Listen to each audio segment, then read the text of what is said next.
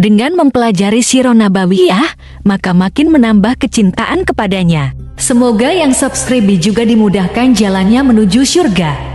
Silahkan tekan tombol like supaya postingan ini semakin tersebar. Dan tulis doa serta hajat pemirsa di kolom komentar. Semoga semakin banyak yang mengaminkan, maka semakin cepat terkabul.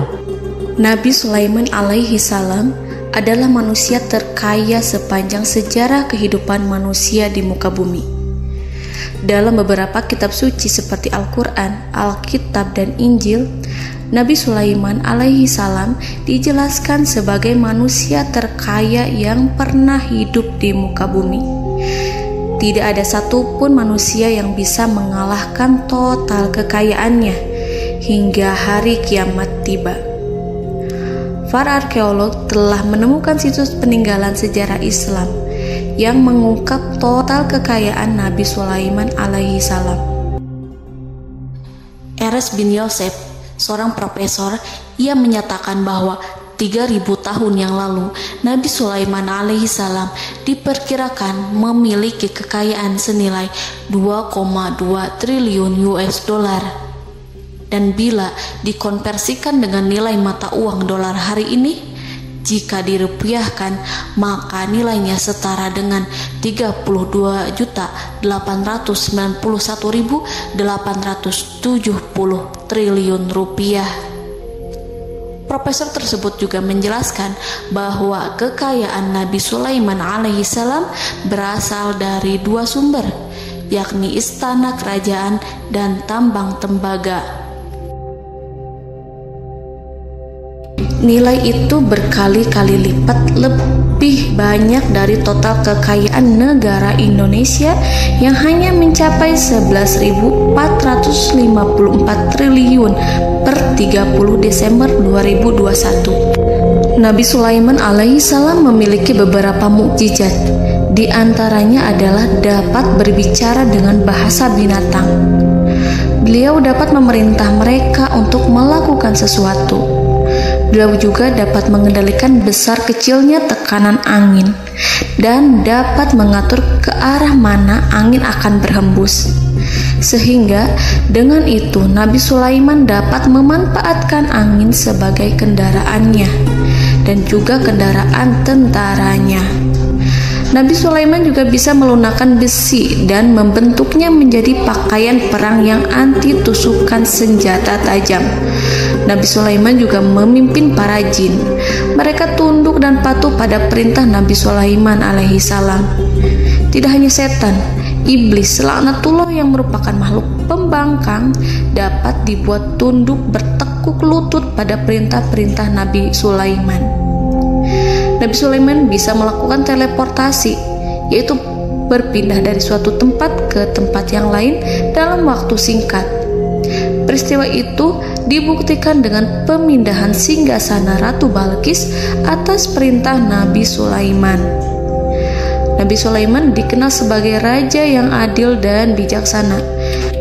Nabi Sulaiman diberkahi kecerdasan yang luar biasa untuk menyatu padukan segenap kekuatan yang Allah berikan kepadanya. Ia mengelola dan membawa kerajaannya menjadi kekuatan raksasa yang tak terkalahkan di masanya dengan segenap kemampuan yang dimilikinya. Tentara Nabi Sulaiman adalah tentara terkuat di bumi tanpa ada yang menandingi. Pertanyaan mendasar yang muncul kali ini adalah dari mana sumber kekayaan dan kekuatan Nabi Sulaiman alaihi salam? Untuk mendapatkan jawaban dari pertanyaan ini, simak video ini sampai selesai. Sebelum itu, mari bantu channel ini terus berkembang dengan cara subscribe dan nyalakan tanda loncengnya. Berikan komentar yang positif dan berikan like serta share video ini. Bismillahirrahmanirrahim. Sungguh kami benar-benar telah menganugerahkan ilmu kepada Daud dan Sulaiman. Keduanya berkata, segala puji bagi Allah yang melebihkan kami dari kebanyakan hamba-hambanya yang mukmin. Sulaiman telah mewarisi Daud dan dia berkata, wahai manusia, kami telah diajari untuk memahami bahasa burung dan kami dianugerahi segala sesuatu. Sesungguhnya semua ini benar-benar karunia yang nyata. Quran Surat An-Naml ayat 15-16. Saudara-saudaraku yang dirahmati Allah, pada ayat di atas disebutkan bahwa Sulaiman telah mewarisi Daud. Nabi Sulaiman mewarisi Nabi Daud dalam sisi kenabian dan kekuasaan, bukan mewarisi harta, karena para nabi tidak mewariskan harta. Sebab sepeninggalan mereka, harta para nabi menjadi sedekah bagi orang-orang yang ada di sekitarnya, yaitu orang-orang fakir dan orang-orang yang membutuhkan. Dan harta para nabi tidak dikhususkan bagi kalangan keluarganya. Rasulullah Shallallahu Alaihi Wasallam bersabda, "Kami para nabi tidak mewariskan. Nabi Sulaiman mewarisi kenabian dari Nabi Daud. Ini adalah hal yang jelas. Allah telah memilihnya sebagai nabi dari Bani Israel. Begitu juga Allah telah memberinya kekuasaan kerajaan sehingga ia menjadi pemimpin Bani Israel." Barangkali sesuatu yang paling penting yang diwarisi oleh Nabi Sulaiman dari Nabi Daud adalah tradisi militer. Kemajuan militer yang dahsyat telah berpindah kepada Nabi Sulaiman. Nabi Daud sebenarnya adalah seorang pengembala kambing yang sangat miskin, tetapi seiring dengan perjalanan waktu, ia menjadi komandan pasukan tiada tanding. Nabi Daud alaihi salam mengetahui bahwa kekuatan hakiki yang mengatur alam semesta adalah kekuatan Allah. Ketika Nabi Daud mengulurkan tangannya dan memegang potongan batu, lalu beliau melemparkannya dengan ketepel ke arah Jalut, kepala Jalut retak dan ambruk menghantam tanah. Ini sebagai bentuk demonstrasi kekuatan darinya. Kehadiran Nabi Daud mengubah pasukan Bani Israel, di mana mereka sebelumnya lari jika berhadapan dengan musuh. Maka kini keberadaan mereka mulai diperhitungkan di masa hidupnya. Nabi Daud mengalami peperangan yang sangat banyak, tapi Al-Quran tidak menceritakan secara terperinci. Hal itu dikarenakan karena Al-Quran adalah kitab dakwah di jalan Allah, bukan kitab sejarah. Al-Quran hanya menceritakan di dalam Al-Quran surat Shad ayat 20, "Dan kami kuatkan kerajaannya, kerajaan Daud." Ayat tersebut berarti bahwa Nabi Daud belum terkalahkan dalam peperangan yang diikutinya. Di samping dukungan yang Allah berikan kepadanya, juga pasukan dan rakyatnya, di mana mereka adalah orang-orang yang bertauhid, menyerahkan diri kepada Allah. Allah Subhanahu wa Ta'ala mengajarkan kepada Nabi Daud hal-hal yang menjadikan pasukannya memiliki keistimewaan yang dengannya mereka dapat mengalahkan pasukan-pasukan lain, pasukan-pasukan besar yang ada di bumi pada saat itu.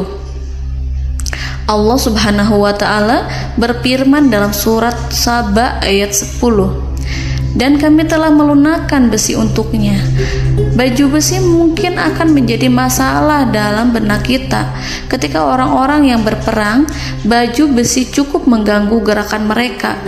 Kita bisa membayangkan ketika ada dua orang berperang, salah satu dapat bergerak bebas, sementara yang lainnya tidak leluasa bergerak karena tertahan dengan pakaiannya. Namun, dengan kekuasaan Allah, Nabi Daud dapat melunakkan besi dan membuat baju besi yang ringan, yang mudah untuk digunakan. Ini adalah kemajuan penting yang Allah berikan kepada Nabi Daud dan tentaranya. Kemajuan itu kemudian diajarkan, diwariskan dan dimiliki oleh Nabi Sulaiman alaihi salam. Nabi Sulaiman memiliki pasukan dahsyat yang melebihi pasukan manapun di bumi saat itu, atau bahkan mungkin saat ini. Bahkan Allah menambahkan karunia-Nya kepada Nabi Sulaiman yang disebutkan dalam Al-Quran surat An-Naml ayat 16. "Dan Sulaiman telah mewarisi Daud, dan dia berkata, 'Wahai manusia, kami telah diberi pengertian tentang suara burung, dan kami diberi segala sesuatu. Sesungguhnya ini benar-benar suatu karunia yang nyata.'" Saudara-saudaraku yang dirahmati Allah, pada suatu hari Nabi Sulaiman alaihi salam menengadahkan tangannya dan berdoa kepada Allah Subhanahu wa Ta'ala. Antara hati Nabi dan Allah tidak ada penghalang, tidak ada jarak, tidak ada sekatan waktu, tidak ada satupun dari para nabi yang berdoa kepada Allah kecuali doanya pasti dikabulkan. Doa Nabi Sulaiman alaihi salam direkam dalam Al-Quran surat Shad ayat 35. Nabi Sulaiman berkata, "Ya Tuhanku, ampunilah aku, anugerahkanlah kepadaku kerajaan yang tidak dimiliki oleh seorang pun sesudahku." Nabi Sulaiman menginginkan dari Allah sesuatu kerajaan yang belum pernah diperoleh oleh siapapun setelahnya. Allah Subhanahu wa Ta'ala mengabulkan doa Nabi Sulaiman dan memberinya kerajaan tersebut. Nabi Sulaiman mewarisi kekuasaan, kenabian, hikmah ilmu dari Nabi Daud alaihi salam. Orang-orang menyebut Nabi Sulaiman Al-Hakim, Sulaiman yang bijaksana. Kebijaksanaan Nabi Sulaiman tidak terbatas pada keadilannya di tengah-tengah manusia dan juga kasih sayangnya kepada mereka. Namun, kebijaksanaan Nabi Sulaiman juga berlaku di kalangan burung dan binatang lainnya. Nabi Daud juga mengenal bahasa burung, tetapi Nabi Sulaiman dapat berbicara dengan bahasa burung. Bahkan, ia dapat menggantikannya sebagai pembantunya. Ketika Nabi Daud bertasbih di gunung, burung-burung serta binatang buas ikut bertasbih bersamanya.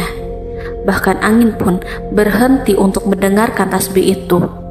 Sedangkan Nabi Sulaiman alaihi salam, Allah Subhanahu wa Ta'ala memberinya karunia lebih dari itu, di mana binatang-binatang buas tunduk padanya, begitu juga angin dan burung.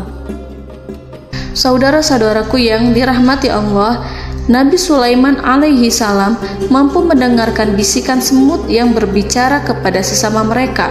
Bahkan, ia mampu memerintahkan semut tersebut sehingga semut itu menjadi taat pada perintahnya. Pasukan Nabi Sulaiman memiliki kekuatan yang sangat dahsyat.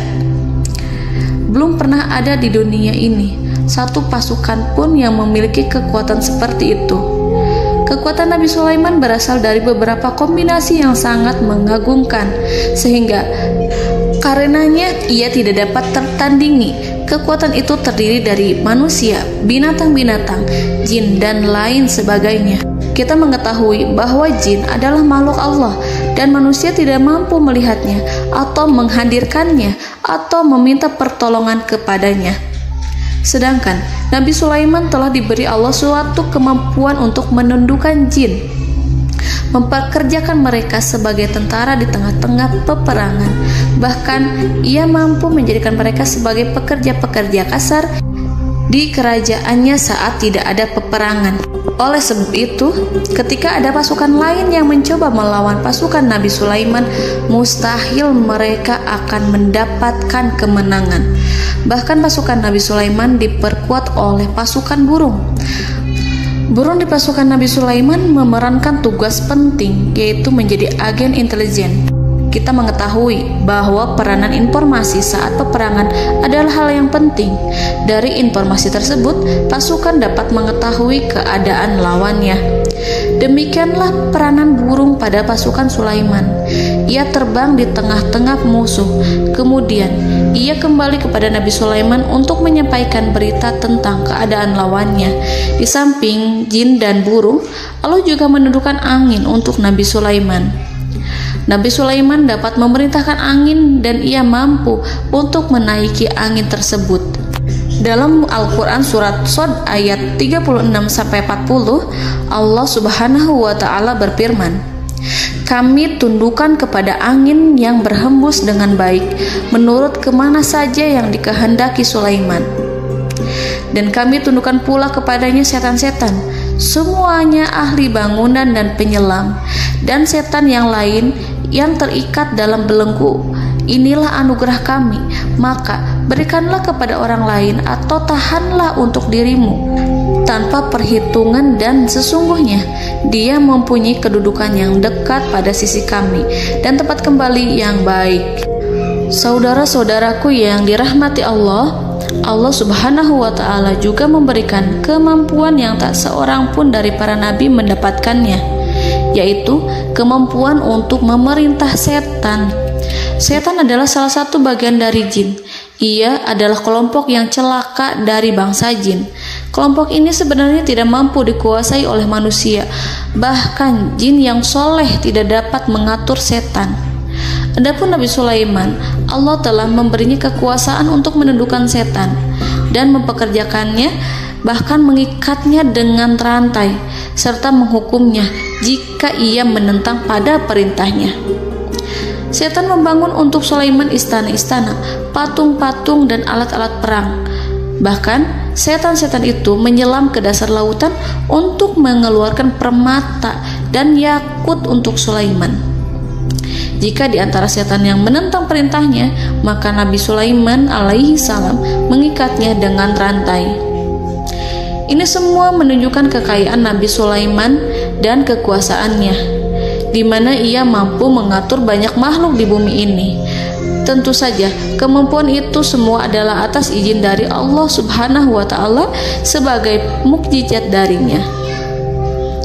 Allah Subhanahu wa Ta'ala berfirman dalam Al-Quran surat Saba ayat 12, dan sebagian dari jin adalah yang bekerja di hadapannya, di bawah kekuasaannya, dengan izin Tuhannya. Dan siapa yang menyimpang di antara mereka dari perintah kami, maka kami rasakan kepadanya azab neraka yang apinya menyala-nyala. Para jin itu membuat untuk Sulaiman apa yang dikehendakinya, dari gedung-gedung yang tinggi, patung-patung, dan piring-piring yang besarnya seperti kolam, atau periuk yang tetap berada di atas tungku. Saudara-saudaraku yang dirahmati Allah, Nabi Sulaiman yang bijaksana adalah penguasa yang tak tertandingi di muka bumi. Meskipun memperoleh nikmat-nikmat khusus yang agung itu yang Allah berikan kepada Sulaiman, beliau tetap menunjukkan dirinya sebagai manusia yang paling banyak berzikir kepada Allah dan manusia yang paling banyak bersyukur di zamannya. Saudara-saudaraku yang dirahmati Allah, sebagaimana Allah Subhanahu wa Ta'ala memberikan nikmat kepada ayahnya Nabi Daud alaihi salam, di mana ia mampu melunakkan besi, dan Allah mengajarinya bagaimana cara mencairkan besi, maka Nabi Sulaiman alaihi salam dapat memanfaatkan tembaga yang cair untuk peperangan. Dan juga di saat perdamaian, pada saat peperangan, beliau mencampur tembaga dengan besi dan menjadikannya perunggu. Mereka menggunakan senjata-senjata perunggu dalam peperangan seperti pedang, baju besi, dan juga pisau. Senjata-senjata ini adalah senjata yang paling kuat pada saat itu. Sedangkan di saat damai, tembaga digunakan untuk membuat bangunan, perhiasan, dan sebagainya. Meskipun Nabi Sulaiman mendapatkan nikmat yang besar dan karunia yang khusus, Allah Subhanahu wa Ta'ala mengujinya dengan suatu ujian yang dahsyat. Ujian yang akan selalu datang kepada seorang hamba yang soleh. Ketika hamba itu mendapatkan kedudukan besar, maka ujiannya pun menjadi besar. Allah Subhanahu wa Ta'ala menguji Nabi Sulaiman dengan penyakit. Diceritakan oleh Fahru Roji, Nabi Sulaiman diuji dengan suatu penyakit yang keras, di mana kedokteran saat itu tidak dapat dan tidak mampu mengatasinya. Sakitnya Nabi Sulaiman sangat keras sehingga para dokter dari kalangan manusia ataupun jin tidak mampu menghilangkan penyakit itu. Lalu burung-burung menghadirkan rumput-rumput yang dianggapnya sebagai obat, tetapi Nabi Sulaiman tak kunjung sembuh. Semakin hari penyakit Nabi Sulaiman semakin menjadi-jadi, sehingga ketika Nabi Sulaiman duduk di atas kursi, ia duduk bagaikan tubuh tanpa roh. Seakan-akan ia mati karena saking keras penyakit yang dideritanya. Sakit yang diderita oleh Nabi Sulaiman alaihi salam berlangsung sangat lama. Namun Nabi Sulaiman tidak henti-hentinya berzikir kepada Allah dan meminta kesembuhan kepadanya, serta selalu beristighfar dan mengungkapkan rasa cinta kepadanya. Selesailah ujian Allah terhadap hambanya Nabi Sulaiman. Beliau pun sembuh. Nabi Sulaiman merasakan kembali kesehatannya setelah ia mengetahui segala kejayaan dan segala kekuasaan serta segala kebesarannya tidak lagi mampu menghilangkan penyakit yang dideritanya kecuali jika Allah menghendaki. Saudara-saudaraku yang dirahmati Allah, Nabi Sulaiman telah membangun tempat ibadah, tempat sujud, sehingga manusia menyembah Allah di dalamnya. Orang-orang yang membangunnya berjumlah puluhan ribu orang. Tentu setiap kelompok dari mereka memiliki pekerjaan masing-masing. Di antara mereka ada yang mencairkan tembaga, di antara mereka ada yang tukang pahat, ada yang tukang ukir, ada yang membelah batu, ada yang memotong kayu, ada yang mendatangkan rumput-rumput dari Libanon, ada yang mendatangkan emas dan menjadikannya lempengan-lempengan yang mengkilat untuk menutupi kayu, serta untuk melapisi dinding-dinding. Bahkan golongan jin pun membantu membangun tempat tersebut, tentu dengan perintah dan bimbingan Nabi Sulaiman. Mereka membuat patung-patung yang besar, membuat bejana yang besar untuk tempat makan para tentara dan pekerja, yaitu bejana seperti gunung. Karena saking berat dan besarnya, mereka juga membuat tempat-tempat minum yang besarnya seperti kolam. Nabi Sulaiman mengawasi para pekerjanya dan juga mengurusi masyarakatnya, di mana beliau mengenali problem mereka dan berusaha memecahkannya.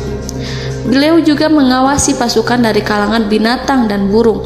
Beliau mengetahui apabila ada satu di antara mereka yang tidak datang, kemana ia pergi, serta mengapa ia pergi. Nabi Sulaiman menguasai pengetahuan itu semua. Nabi Sulaiman bukan hanya mengetahui problem tentara-tentaranya dari kalangan manusia ataupun tentaranya dari kalangan burung, namun ia juga menunjukkan kasih sayang terhadap semut, di mana beliau mendengar bisikannya dan tidak suka untuk menginjaknya. Nabi Sulaiman selalu menundukkan kepalanya ke bumi sebagai bentuk rasa rendah diri dan syukur kepada Allah. Pada suatu hari, Nabi Sulaiman alaihi salam berjalan di depan tentaranya dan tiba-tiba ia mendengar suara semut yang berkata kepada temannya dari kalangan semut. Hal itu terekam dalam Al-Quran surat An-Naml ayat 18-19.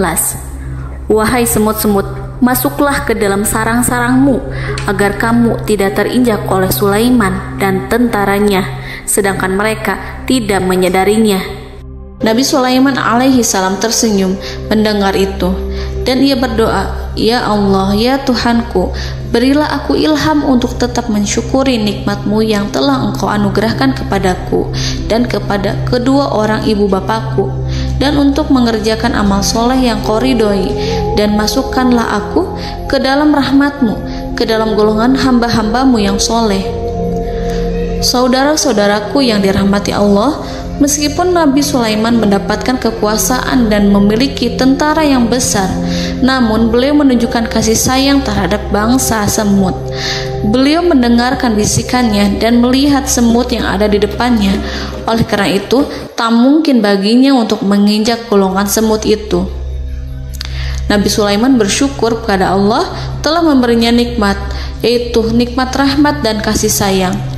Di samping itu, Nabi Sulaiman alaihi salam adalah orang paling kaya di dunia. Istananya terbuat dari kayu gaharu yang memiliki wangi harum. Istananya terbuat dari emas yang terkadang dari kristal. Beliau juga memiliki kursi besar yang terbuat dari emas dan permata. Istana Nabi Sulaiman merupakan istana yang paling besar di dunia. Nabi Sulaiman menggunakan pakaian dari emas dan permata. Meskipun demikian, Nabi Sulaiman tetap menunjukkan sebagai hamba yang berserah diri dan rendah diri di hadapan Allah Subhanahu wa Ta'ala. Nabi Sulaiman yang merendahkan diri di hadapan Allah, ia selalu sujud kepada Allah sebagaimana ayahnya yang selalu bertasbih pada Allah. Nabi Sulaiman selalu melantunkan lagu-lagu cinta ilahi dan hanya memuji Allah Subhanahu wa Ta'ala. Pada suatu hari, Nabi Sulaiman alaihi salam mengeluarkan perintah kepada pasukannya untuk bersiap-siap. Kemudian, Nabi Sulaiman keluar dan memeriksa pasukannya satu demi satu. Kelompok yang pertama adalah kelompok manusia. Nabi Sulaiman memperhatikan kesiapan mereka. Lalu Nabi Sulaiman mengeluarkan perintah-perintah kepada mereka. Kemudian Nabi Sulaiman memeriksa kelompok jin dan menyampaikan perintahnya kepada mereka. Beliau memenjarakan jin yang tampak bermalas-malasan saat bekerja. Lalu beliau memeriksa binatang dan berkata kepada mereka, apakah mereka sudah makan dengan baik? Apakah mereka tidur dengan nyenyak? Apakah ada yang mengadu pada mereka, misalkan karena penyediaan makanan yang tidak layak? Apakah ada di sana yang sakit dan lain sebagainya? Ketika Nabi Sulaiman merasa puas dengan semuanya, Nabi Sulaiman memasuki tenda tempat berkumpulnya para burung. Nabi Sulaiman alaihissalam kemudian memasuki tenda tersebut, mengamati keadaan di sekitarnya, sehingga beliau mengetahui bahwa ada satu burung yang tidak hadir, yaitu burung hudhud. Mengapa aku tidak melihat burung hudhud? Burung-burung yang lain tampak terdiam sebagai penghormatan, dan mereka mendengarkan apa yang akan dikatakan pemimpin mereka. Nabi Sulaiman mengarahkan pandangannya pada semua burung dan tidak menemukan burung hudhud di antara mereka. Tak seekor burung pun yang mengetahui keberadaannya. Burung hudhud absen pada apel wajib kali ini. Nabi Sulaiman mulai menampakkan kemarahannya. Tiba-tiba, seekor burung kecil memberanikan diri untuk berkata kepada Nabi Sulaiman, "Wahai Nabi yang mulia, seharusnya hudhud ada bersamaku kemarin untuk melaksanakan tugas penyelidikan. Ia adalah pemimpin misi itu. Namun, burung hudhud belum datang. Oleh karena itu, aku tidak pergi bersamanya." Burung itu tampak gemetar. Nabi Sulaiman mengetahui bahwa hudhud tidak hadir dan tak seorang pun mengetahui kemana ia pergi. Burung hudhud pergi tanpa izin terlebih dahulu. Dalam keadaan marah, Nabi Sulaiman berkata, "Sungguh aku benar-benar akan mengazabnya dengan azab yang sangat keras, atau benar-benar menyembelihnya, kecuali jika ia benar-benar datang kepadaku dengan alasan yang jelas." Kawanan burung-burung mengetahui bahwa Nabi Sulaiman sedang marah dan telah menetapkan untuk menyiksa burung hudhud atau menyembelihnya, atau justru memaafkannya dengan syarat ia datang dengan membawa alasan yang dapat menyelamatkannya, atau dengan kata lain, burung hudhud dapat memastikan bahwa ia melaksanakan tugas yang penting. Nabi Sulaiman menunjukkan kemarahan yang besar, sehingga siapapun akan merasa takut kepada Nabi Sulaiman yang marah. Nabi Sulaiman kemudian pergi dari tempat burung tersebut. Nabi Sulaiman masih memikirkan keadaan burung hudhud. Seharusnya burung hudhud menjadi bagian penting dari badan intelijen. Apakah ia pergi untuk menyingkap suatu, atau apakah ia pergi hanya untuk bermain-main? Nabi Sulaiman telah memperhatikan dan mengetahui bahwa burung hudhud adalah seekor burung yang cerdik dan juga fasih berbicara. Terkadang Nabi Sulaiman mendapati burung hudhud sedang bermain-main dan menunda-nunda pekerjaannya. Namun ketika Nabi Sulaiman melihatnya, burung hudhud memahami bahwa perbuatannya tidak benar. Oleh karena itu, ia tidak boleh menyampur adukan antara waktu serius dan waktu bermain. Tidak lama setelah itu, burung hudhud tiba di tempat para burung. Burung-burung yang lain berkata kepadanya, "Wahai hudhud, pergilah engkau ke tempat Nabi Sulaiman. Jika ia mengetahui bahwa engkau telah sampai, jiwamu benar-benar terancam." Mendengar itu, burung hudhud segera beranjak. Ia terbang menemui Nabi Sulaiman. Pada waktu itu, Nabi Sulaiman sedang duduk bersama tentaranya yang lain. Burung hudhud berdiri. Ia telah merencanakan untuk memulai pembicaraan dengan Nabi Sulaiman sebelum Nabi Sulaiman bertanya kepadanya kemana dia pergi. Ini sebagai bukti bahwa hudhud telah melaksanakan suatu tugas yang penting. Dalam Al-Quran Surat An-Naml ayat 22, burung hudhud berbicara, "Aku telah mengetahui sesuatu yang kamu belum mengetahuinya, dan kubawa kepadamu dari negeri Saba suatu berita penting yang diyakini." Seakan-akan burung hudhud hendak berkata, "Aku adalah hudhud yang miskin, tapi aku mengetahui apa yang tidak engkau ketahui, dan aku telah datang kepadamu dari kerajaan Saba dengan membawa berita yang sangat penting." Nabi Sulaiman tampak terdiam menunggu hudhud menyelesaikan kisahnya. Dalam surat An-Naml ayat 23-24, burung hudhud berkata, Sesungguhnya aku menjumpai seorang wanita yang memerintah mereka. Dia dianugerahi segala sesuatu serta mempunyai singgasana yang besar. Aku mendapati dia dan kaumnya menyembah matahari selain Allah. Dan setan-setan telah menjadikan mereka memandang indah perbuatan-perbuatan mereka, lalu menghalangi mereka dari jalan Allah, sehingga mereka tidak mendapat petunjuk. Burung hudhud diam. Nabi Sulaiman merasa bahwa hudhud menunjukkan kepasihan lisannya. Nabi Sulaiman berkata dalam Quran surat An-Naml ayat 27 sambil menunjukkan senyum manisnya. Nabi Sulaiman berkata, "Akan kami lihat apakah kamu benar wahai hudhud, ataukah kamu termasuk orang-orang yang berdusta." Seakan-akan burung hudhud ingin mengatakan, "Aku tidak berbohong, wahai Nabi yang mulia." Namun diamnya Sulaiman membuat takut sehingga burung hudhud terdiam. Nabi Sulaiman terdiam karena berpikir, lalu ia memutuskan sesuatu setelah itu. Beliau melihat kepada lainnya dan meminta secari kertas dan pena. Nabi Sulaiman menulis surat dan menyerahkan kepada hudhud serta memerintahkan kepadanya seperti yang dikatakan dalam Quran surat An-Naml ayat 28. "Pergilah dengan membawa suratku ini, lalu jatuhkanlah kepada mereka, kemudian berpalinglah dari mereka, lalu perhatikanlah apa yang mereka bicarakan." Al-Quranul Karim hanya menceritakan dalam Al-Quran surat An-Naml bagaimana perginya hudhud dan bagaimana ia menyerahkan surat itu. Lalu Al-Quran langsung menyebut keadaan kerajaan Balqis yang saat itu sedang membaca surat di depan para pembesar kerajaan dan para menterinya. Dalam Quran surat An-Naml ayat 29-31 berkatalah Balqis, "Wahai pembesar-pembesar, sesungguhnya telah dijatuhkan kepadaku sebuah surat yang mulia. Sesungguhnya surat ini dari Sulaiman, dan sesungguhnya isinya dengan menyebut nama Allah yang Maha Pengasih lagi Maha Penyayang, bahwa janganlah kalian berlaku sombong terhadapku dan datanglah kepadaku sebagai orang-orang yang berserah diri."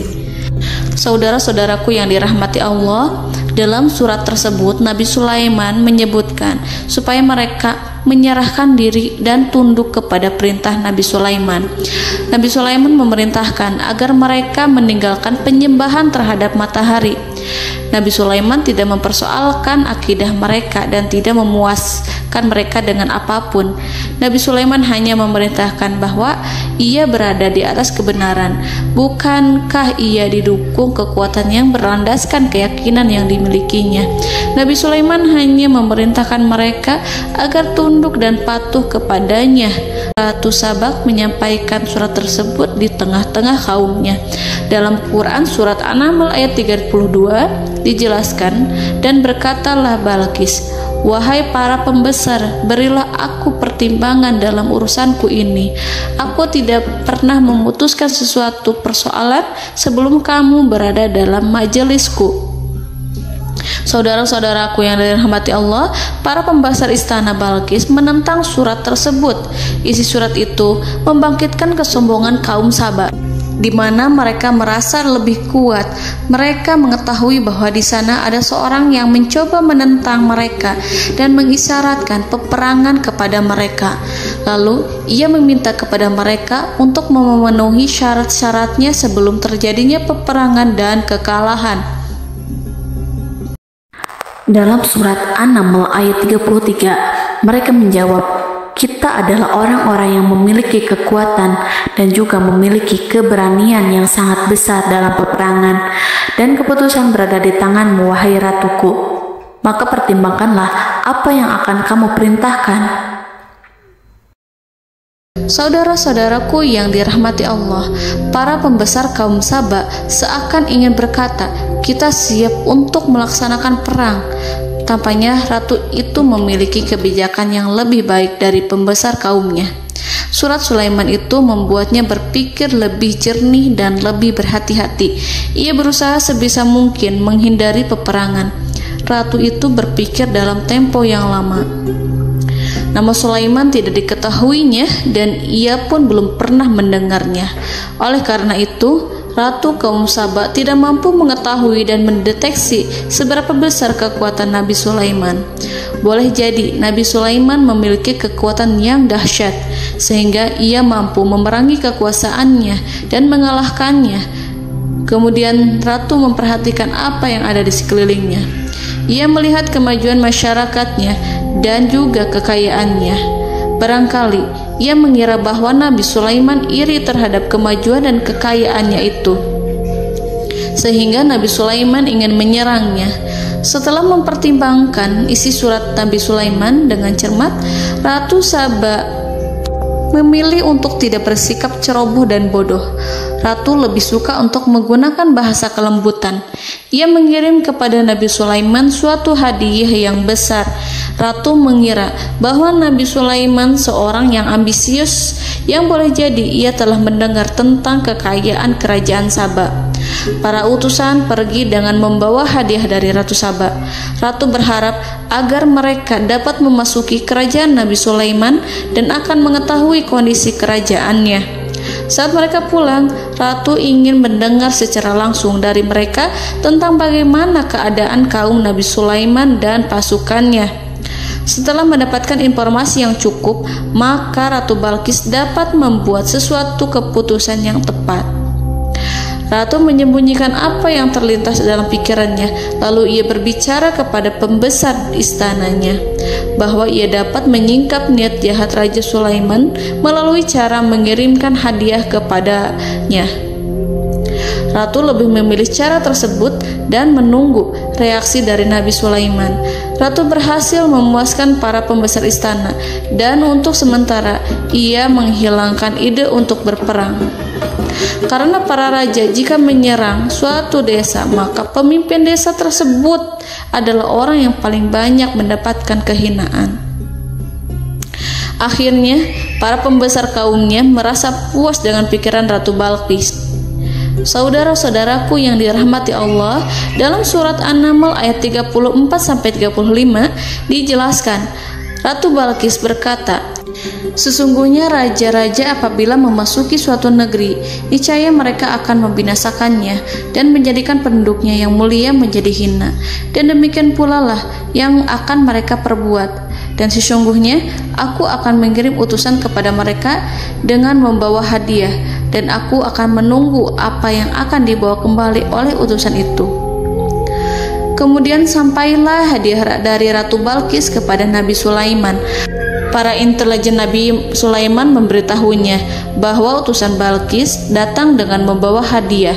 Nabi Sulaiman langsung mengetahui bahwa Ratu Balqis itu sengaja mengirim orang-orangnya untuk mengetahui atau untuk mendapatkan informasi tentang kekuatannya. Lalu setelah itu ia akan mengambil keputusan atau mengambil sikap kepada kerajaan Sulaiman. Nabi Sulaiman segera memanggil semua pasukannya untuk berkumpul. Utusan Balqis segera memasuki istana Nabi yang dipenuhi dengan pasukan yang besar bersenjata.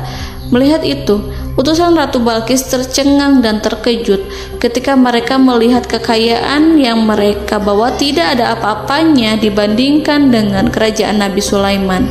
Hadiah mereka tampak tidak berarti. Emas yang mereka bawa tampak tidak memiliki makna saat mereka memasuki istana Nabi Sulaiman yang terbuat dari kayu-kayu pohon gaharu yang mengeluarkan bau yang harum serta dihiasi dengan emas permata. Para utusan Ratu Balqis berdiri bersama Nabi Sulaiman dan menyaksikan bagaimana Nabi Sulaiman mengendalikan pasukannya. Kemudian mereka mulai berpikir tentang kekuatan dan kualitas pasukan Nabi Sulaiman. Betapa kagetnya mereka ketika melihat di tengah-tengah pasukan itu terdapat singa, burung, dan tentara dari kalangan manusia yang mampu terbang.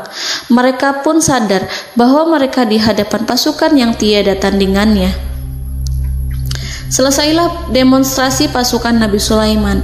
Kemudian para utusan ratu dipersilahkan maju ke tempat hidangan makanan. Para utusan itu sangat terkejut ketika melihat berbagai macam makanan dari penjuru dunia ada di depannya. Dan di antara makanan itu terdapat pula makanan yang biasa ditemukan di negeri mereka. Tetapi mereka melihat bahwa makanan itu memiliki rasa yang lebih istimewa. Selain itu, Piring-piring yang ada di terbuat dari emas, dan mereka dilayani oleh laki-laki yang berhias dengan emas. Di meja makan itu terdapat burung, ikan laut, dan berbagai macam daging yang mereka tidak mampu lagi membedakan daging apa itu. Nabi Sulaiman tidak makan bersama mereka, tapi beliau makan dengan menggunakan piring yang terbuat dari kayu. Beliau memakan roti yang kering yang dicampur dengan minyak. Inilah makanan yang dipilih Nabi Sulaiman. Makan bersama mereka dalam keadaan diam, mereka merasa kehadiran Nabi Sulaiman menciptakan suatu wibawa yang luar biasa.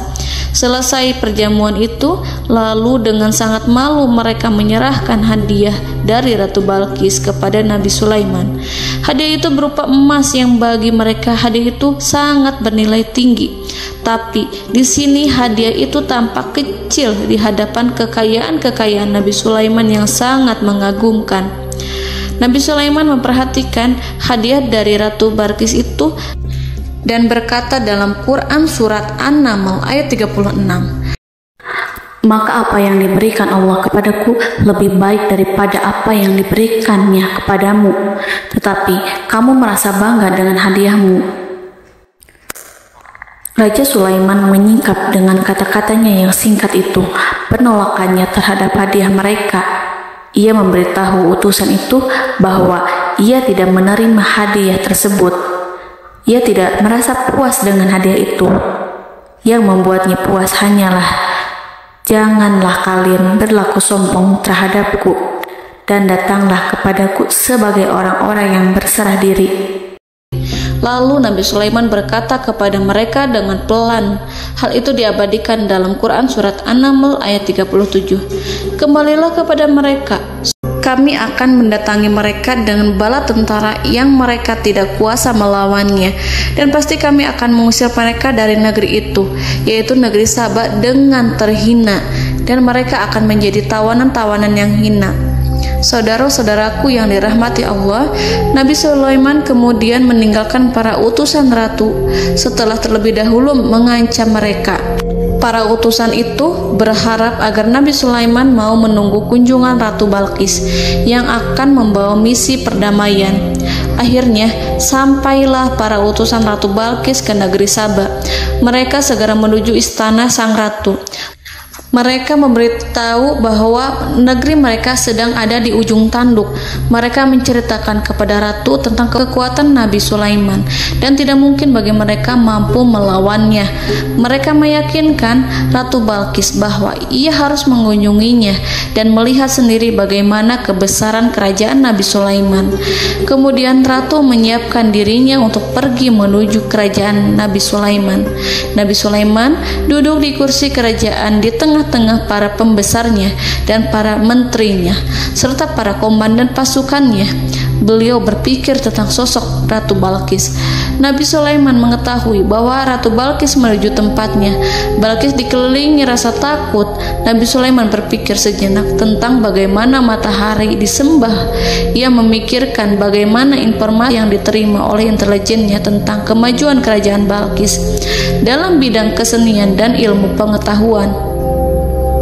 Nabi Sulaiman bertanya kepada dirinya sendiri, apakah kemajuan menjadi penghalang untuk mengetahui kebenaran? Apakah ratu itu senang dengan kekuatan yang dicapainya? Dan ia membayangkan bahwa kekuatannya adalah segalanya. Dengan kemajuan yang dimilikinya, Nabi Sulaiman ingin membuat kejutan agar ratu mengetahui bahwa Islam yang diyakini oleh Nabi Sulaiman adalah satu-satunya yang mampu mendatangkan kemajuan dan kekuatan yang hakiki, sehingga ia dapat membandingkan antara keyakinannya dalam menyembah matahari beserta kemajuan yang dicapainya dengan keyakinan Nabi Sulaiman beserta kemajuan yang diraihnya. Saudara-saudaraku yang dirahmati Allah, para mata-mata Nabi Sulaiman telah memberitahunya bahwa hal yang sangat disegani dan dikagumi oleh kaum Balkis adalah kerajaan Saba, yaitu singgasana Ratu Balkis. Singgasana itu terbuat dari emas dan batu delima. Singgasana tersebut dijaga oleh penjaga yang sangat disiplin, di mana mereka tidak pernah lalai sedikit pun. Oleh karena itu, sangat tepat apabila Nabi Sulaiman menghadirkan singgasananya di sini, di kerajaannya, sehingga ketika ratu tiba, maka ia dapat duduk di atasnya. Nabi Sulaiman ingin membuat kejutan kepadanya dan menunjukkan bahwa kemampuannya tersebut yang berlandaskan pada keislaman. Nabi Sulaiman melakukan yang demikian itu dengan harapan agar si ratu tunduk kepadanya. Ide itu terlintas dalam diri Nabi Sulaiman. Lalu ia mengangkat kepalanya dan menoleh kepada anak buahnya. Hal itu diabadikan dalam Quran surat An-Naml ayat 38. Wahai para pembesar, siapakah di antara kamu sekalian yang sanggup membawa singgasananya kepadaku sebelum mereka datang kepadaku sebagai orang-orang yang berserah diri? Saudara-saudaraku, perhatikanlah ungkapan pikiran Nabi Sulaiman tersebut. Semua pemikirannya berkisar tentang keislaman, para penyembah matahari, tentang bagaimana beliau dapat memberikan petunjuk kepada mereka di jalan Allah. Yang pertama menjawab pertanyaan Nabi Sulaiman adalah jin Ifrit. Dalam Quran surat An-Naml ayat 39, berkatalah Ifrit yang cerdik dari golongan jin, aku akan datang kepadamu dengan membawa singgasana itu sebelum kamu berdiri dari tempat dudukmu. Sesungguhnya aku benar-benar kuat untuk membawanya, lagi dapat dipercaya. Nabi Sulaiman berdiri dari tempat duduknya setelah 1 atau 2 jam. Jin itu berjanji kepadanya untuk menghadirkan singgasana Balkis sebelum itu. Istana Nabi Sulaiman di Palestina, sedangkan istana Balkis terletak di Yaman. Antara singgasana tersebut dengan singgasana Nabi Sulaiman berjarak lebih dari ribuan mil. Barangkali pesawat yang cepat sekalipun yang kita kenal hari ini tidak akan mampu membawa dan mendatangkan istana itu dalam waktu 1 jam. Tetapi masalahnya di sini berhubung dengan kekuatan jin yang serba misterius. Nabi Sulaiman tidak mengomentari sedikit pun terhadap apa yang dikatakan oleh Ifrit. Nabi Sulaiman tampak menunggu tanggapan dari yang lain yang mampu menghadirkan singgasana Balkis yang lebih cepat dari jin Ifrit. Nabi Sulaiman menoleh kepada seorang di sana yang duduk di atas naungan. Hal itu diceritakan dalam Quran surat An-Naml ayat 40. Berkatalah seorang yang mempunyai ilmu dari Alkitab, aku akan membawa singgasana itu kepadamu sebelum matamu berkedip. Maka tatkala Sulaiman melihat singgasana itu terletak di hadapannya, ia pun berkata, ini termasuk karunia Tuhanku untuk menguji aku. Apakah aku akan bersyukur atau mengingkari nikmatnya? Dan barang siapa yang bersyukur, maka sesungguhnya dia bersyukur untuk kebaikan dirinya sendiri. Dan barang siapa yang ingkar, maka sesungguhnya Tuhanku maha kaya lagi maha mulia. Saudara-saudaraku, belum lama seorang yang mempunyai ilmu dari Alkitab menyatakan kalimatnya, sehingga singgasana itu tiba-tiba ada di depan Nabi Sulaiman yang mampu menghadirkan singgasana itu lebih cepat dari kedipan mata. Al-Quranul Karim tidak menyingkap kepribadian seorang yang menghadirkan singgasana itu. Al-Quran hanya menggarisi bahwa orang itu mempunyai ilmu dari Alkitab. Al-Quran tidak menjelaskan kepada kita apakah ia seorang malaikat ataukah manusia ataukah jin. Al-Quran sengaja tidak menyingkap informasi tersebut. Saudara-saudaraku yang dirahmati Allah, setelah melihat singgasana itu, Nabi Sulaiman bersyukur kepada Allah. Ia mulai memperhatikan singgasana sang ratu. Singgasana tersebut merupakan simbol pembangunan dan juga kemajuan, tetapi tampaknya ia hanya sesuatu yang biasa saja jika dibandingkan dengan kekuasaan dan kebesaran ciptaan yang dibuat oleh manusia jin di kalangan istana Nabi Sulaiman. Nabi Sulaiman memikirkan dalam tempo yang lama singgasana Ratu Balkis itu. Kemudian beliau memerintahkan agar singgasana itu diperbaiki, sehingga saat Ratu Balkis datang, Nabi Sulaiman akan mengujinya apakah Ratu Balkis dapat mengenali singgasananya ataukah tidak. Dalam Al-Quran surat An-Naml ayat 41, Nabi Sulaiman berkata, "Ubahlah baginya singgasananya, maka kita akan melihat apakah dia mengenal ataukah dia termasuk orang-orang yang tidak mengenalnya." Saudara-saudaraku yang dirahmati Allah, Nabi Sulaiman memerintahkan agar dibangun istana yang akan digunakan untuk menyambut Ratu Balqis. Nabi Sulaiman memilih tempat di laut dan ia memerintahkan agar dibangun suatu istana di mana sebagian besar terdiri dari air laut. Nabi Sulaiman memerintahkan agar lantainya itu terbuat dari kaca yang tebal dan kuat, sehingga orang-orang yang berjalan di atas istana itu akan dapat melihat di bawahnya ada ikan-ikan yang berwarna-warni yang berenang-renang ke sana kemari, dan mereka akan melihat rumput-rumput laut yang bergerak-gerak. Akhirnya, selesailah pembangunan istana itu. Saking bersihnya kaca lantainya sehingga tampak di sana tidak ada kaca. Burung hudhud memberitahu Nabi Sulaiman bahwa Ratu Balqis telah sampai di dekat kerajaannya. Kemudian Ratu Balqis datang. Al-Quran tidak menyebutkan keadaan Nabi Sulaiman saat menyambut Balqis, namun Al-Quran menunjukkan dua sikap Ratu Balqis ketika pertama kali datang. Yang pertama, bagaimana sikap Ratu Balqis ketika pertama kali melihat singgasananya yang datang mendahuluinya, padahal ia telah meninggalkan pengawalnya untuk setia menjaga singgasana itu. Keadaan kedua adalah keadaan ketika di depan istana yang dibangun untuk menyambut Ratu Balqis. Istana itu penuh dengan permata dan banyak ikan berenang di bawahnya.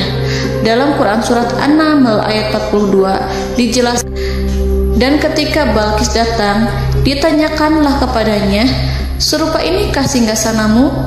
Balqis menjawab, "Seakan-akan singgasana ini adalah singgasanaku. Kami telah diberi pengetahuan sebelumnya dan kami adalah orang-orang yang berserah diri." Saudara-saudaraku, pada dialek di atas, Balqis melihat singgasananya dan ia tercengang saat mengetahui bahwa itu adalah singgasana miliknya. Namun kemudian ia mulai ragu karena melihat tidak sepenuhnya itu singgasana miliknya. Jika itu benar-benar miliknya, lalu bagaimana ia datang mendahuluinya? Dan bila bukan singgasananya, maka bagaimana Sulaiman dapat meniru sepersis dan seteliti itu? Padahal Sulaiman tidak pernah sekalipun ke kerajaannya. Nabi Sulaiman berkata saat melihat Balqis mengamati singgasananya, "Apakah ini singgasanamu?" Balqis terlihat sangat kebingungan, namun setelah itu ia menjawab, "Sepertinya benar." Nabi Sulaiman berkata, "Kami telah diberi ilmu sebelumnya dan kami sebagai orang-orang muslim." Saudaraku yang dirahmati Allah, melalui pertanyaan Nabi Sulaiman ingin mengisyaratkan kepada Balqis agar ia membandingkan antara keyakinannya beserta ilmu yang dicapainya dengan keyakinan Nabi Sulaiman yang muslim beserta pengetahuan yang telah diraihnya. Penyembahan terhadap matahari dan pencapaian ilmu yang dicapai oleh Ratu Balqis tanpa tidak ada apa-apanya dibandingkan dengan ilmu Nabi Sulaiman dan keislamannya. Nabi Sulaiman telah mendahuluinya dalam bidang ilmu karena keislamannya. Karena itu, sangat mudah baginya untuk mengungguli Balqis dalam ilmu-ilmu yang lainnya. Demikianlah yang disyaratkan dalam pertanyaan Nabi Sulaiman kepada Ratu Balqis. Ratu Saba itu mengetahui bahwa ini adalah singgasananya, di mana singgasana itu datang lebih dahulu daripada dirinya. Beberapa bagian darinya telah diubah saat Balqis masih di perjalanan menuju ke tempat Nabi Sulaiman. Ia berpikir kemampuan apa yang dimiliki Nabi Sulaiman. Ratu Balqis tercengang melihat apa yang disaksikannya, yang berupa buah dari keimanan Nabi Sulaiman dan hubungannya dengan Allah Subhanahu wa Ta'ala. Sebagaimana Balqis juga tercengang ketika melihat kemajuan di bidang ilmu pembangunan, seni, dan ilmu-ilmu yang lainnya. Maka ia tidak lebih kagum lagi saat melihat hubungan yang kuat antara keislaman Nabi Sulaiman dengan ilmunya, serta kemajuan yang diraihnya.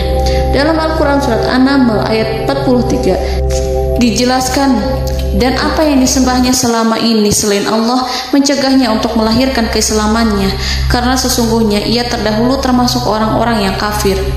Saudara-saudaraku yang dirahmati Allah, bergoncanglah dalam benak Balqis ribuan hal ketika melihat keyakinan kaumnya runtuh di hadapan Nabi Sulaiman. Ia menyadari matahari yang disembahnya hanya merupakan ciptaan Allah, dan Allah lah yang menggerakkannya untuk hamba-hambanya.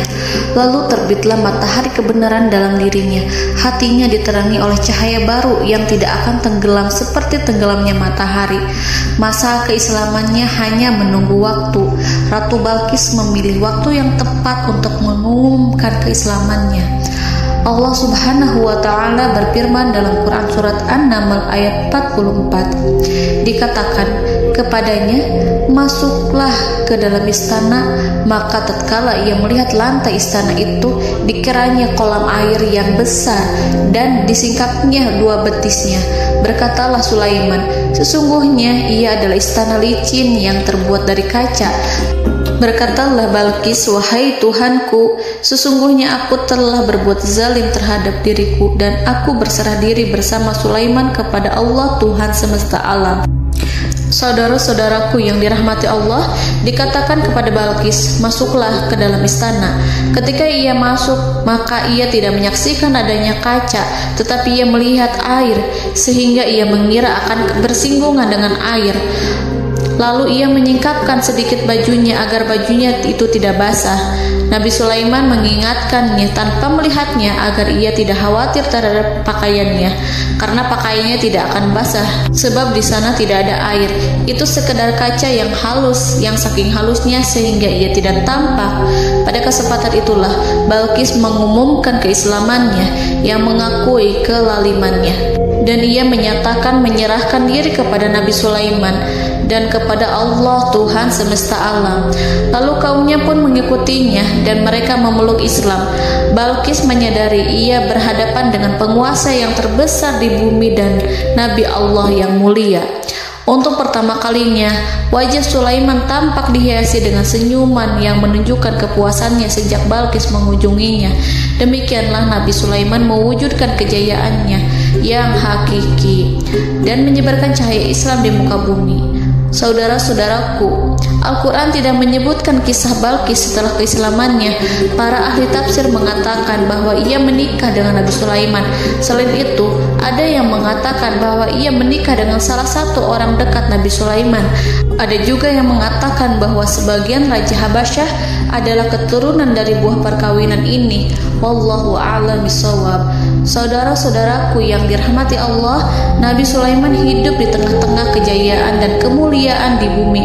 Kemudian Allah menetapkan kematian untuknya, sebagaimana kehidupan Sulaiman berada di puncak kemuliaan dan kejayaan yang penuh dengan keajaiban yang luar biasa. Maka kematiannya pun merupakan tanda-tanda kebesaran Allah yang penuh dengan keajaiban. Demikianlah bahwa kematiannya sesuai dengan kehidupannya, sesuai dengan kejayaannya. Allah berfirman tentang kematian Sulaiman di dalam Al-Quran Surat Saba ayat 14. Maka tatkala kami telah menetapkan kematian Nabi Sulaiman, tidak ada yang menunjukkan kepada mereka kematiannya itu kecuali rayap yang memakan tongkatnya. Maka tatkala ia telah tersungkur, tahulah jin bahwa kalau sekiranya mereka mengetahui yang gaib, tentulah mereka tidak akan tetap dalam siksa yang menghinakan. Saudara-saudaraku, kemampuan Nabi Sulaiman untuk menundukkan jin dan mempekerjakan mereka serta hubungan mereka dengan semua itu menimbulkan fitnah di tengah-tengah manusia dalam hal tertentu. Kematian Nabi Sulaiman merupakan batasan jawaban terhadap fitnah ini. Kami tidak mengetahui siapa yang mengklaim bahwa jin mengetahui hal yang gaib. Apakah itu setan yang terkutuk, atau jin yang bodoh, atau manusia yang tertipu? Kami tidak mengetahui siapa yang bertanggung jawab terhadap tersebarnya isu yang keliru ini. Yang kita ketahui adalah bahwa hal tersebut adalah mempengaruhi sebagian manusia dan jin. Barangkali manusia berkata kepada diri mereka, selama jin melakukan perbuatan yang luar biasa ini, maka apa gerangan yang menjadikan mereka tidak mengetahui hal yang gaib itu? Manusia itu lupa bahwa kunci kegaiban berada di tangan Allah.